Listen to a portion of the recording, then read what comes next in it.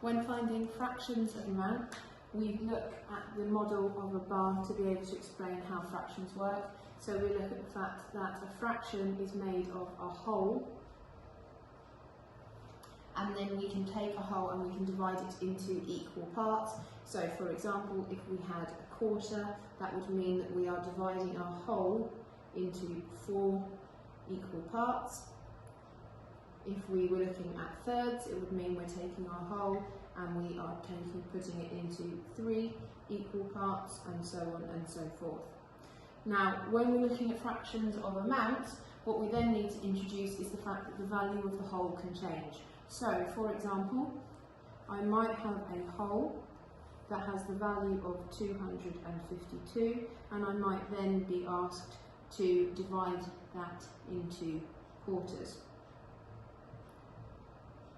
Now the concept is still exactly the same, so I've still got a whole and I'm still dividing into 4 equal parts. So to be able to work out what the value of 1 quarter is, I need to take my 252 and I need to divide it into 4 equal parts to work out 1 quarter.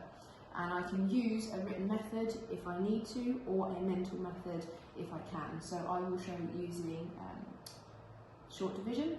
So I take my 252, I divide it by 4, 4's into 2 don't go, so my 200 becomes 25 tens, 4's into 25 goes 6, remainder 1, and then 4's into 12 go 3 times.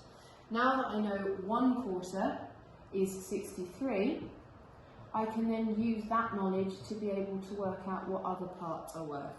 So instead of 1 quarter, if I wanted to know what 3 quarters are worth, if I know 1 quarter is 63, then 3 quarters is going to be 3 of that amount. So I can work that out by multiplying my 1 quarter by 3. And again, I can use a method such as short multiplication to be able to help me. So 3 times 3 is 9, 3 times 6 is 18. Similarly, I could have used the partitioning method to mentally be able to work that out as well. So partition it into its tens and ones, and then work out 189. And this method will work for any fraction of an amount, so that if I have a fraction like 2/3 of 42, then again I have my whole that's worth 42.